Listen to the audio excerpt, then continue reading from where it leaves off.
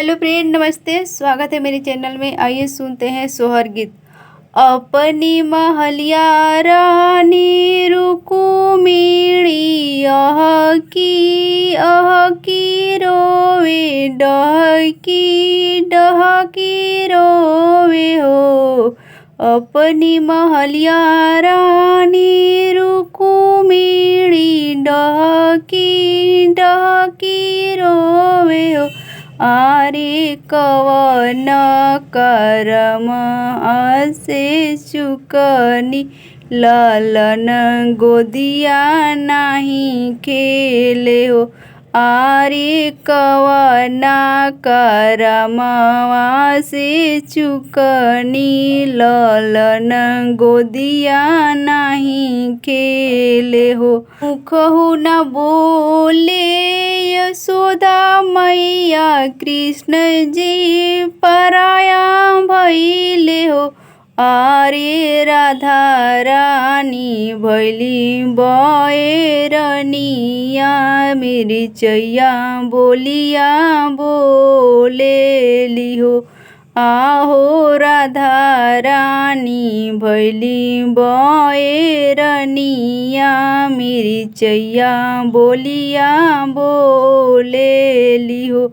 आंगन बहारी तछरिया तू ही मोरी बहिना से तू ही मोरे सब कुछ हो। ए छेरिया तोहर बाणे चारू गोला लानावा त एक मोरे आचार डल तू हो। ए छेरिया तोहे बाणे चारू गोला लानावा त एक मोरे गोदिया डल तू हो।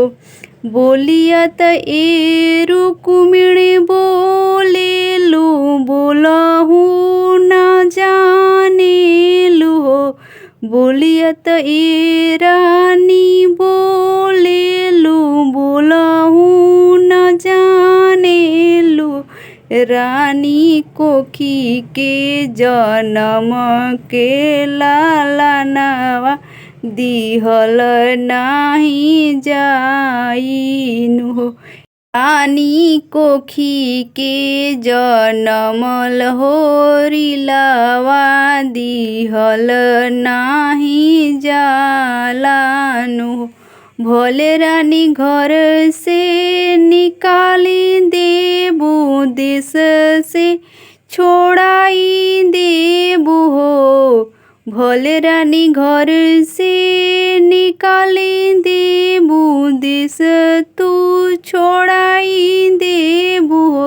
रानी तबो नाही देबो अपन लालनावा महलिया भल छोड़ी देबो हो।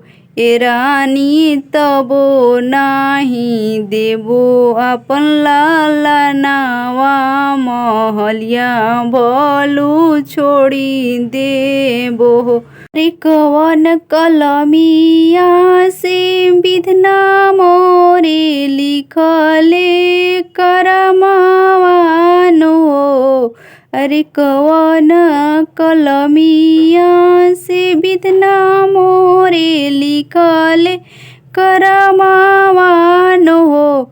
आहे एक ही ललन कारण भइनी हम पागलिनियान हो। आहे एक ही ललन बिनु भइनी हम पागल पागलिनियान हो। मोर पिछुअरिया बढ़ैया भैया तू ही मोरे भैया त तू ही मोरे सब कुछ हो। ए भैया गड़ी दना काठ के लालनावाया चल हम खेलाइम त दूधवा पिलाइम हो।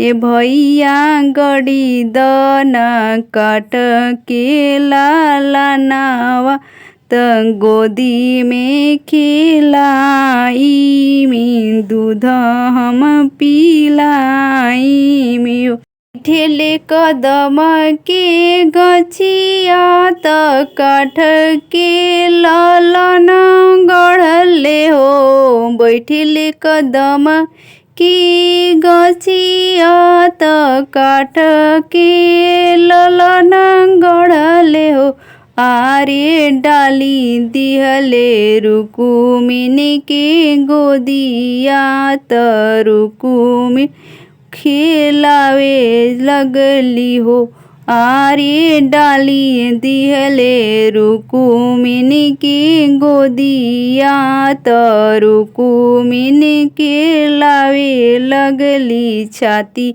से लगा के रखली हो थपकी दे रुकुमिन खिलावेली चुटुकी बजावेली हो आहे तबो नाही रोवेला लाला नावा त नाही हिले डोलेला आहो तबो नाही रोवेला लाला नावा त नाही हिले डोलेला सन गढ़ल बढ़ैया भैया बोलौलो नाही बोलेला डोलौलो नाही डोलेला हो कैसन गढ़ल बढ़ैया भैया बोललो नाही बोलेला डोलौलो नाही डोलेला हो ए बढ़ई कैसन बाटे काठ के होरिलावा त तनिको दूधवा नाही पिए हो ए बढ़ई कैसन बाटे काठ के होरिलावा त छतिया से दूध नाही पिए हो हाथ जोड़ी बोलेला बढ़ैया त सुनी रानी रुकुमिनी सुनी रानी रुकुमिनी हो ते के गढ़ल खिलावा नाही लवलो नाही ली डोलवलो ना डोली नो ए रानी विधन जी के गढ़ल लाला नावा बोलवलो पे बोली डोलवलो पे डोली नो ए रानी प्रभु जी के गढ़ल लाला नावा बोलवलो पे बोली हिलव लो पे हिलीनु सोहर लिखेली रुकुमिणी जी के रूबी गावेली हो आरे हरि जी से करेली हाथ जोड़िया त रुक्मिणी जी के दुखवा मिटाई लालन सुख देई दी हो सोहर लिखेली रुक्मिणी जी के रूबी गावेली हो आरे हाथ जोड़ी करेली बिनतिया त रुक्मिणी जी के दुख हारी ललन सुख देई दी हो अपनी महलिया रानी रुकुमिणी डकी के रोवेली कुकी के रोवेली हो आरी कवन करम हमसे चुक भइल ललन गोदिया ना के ललन गोदिया ना खेले हो।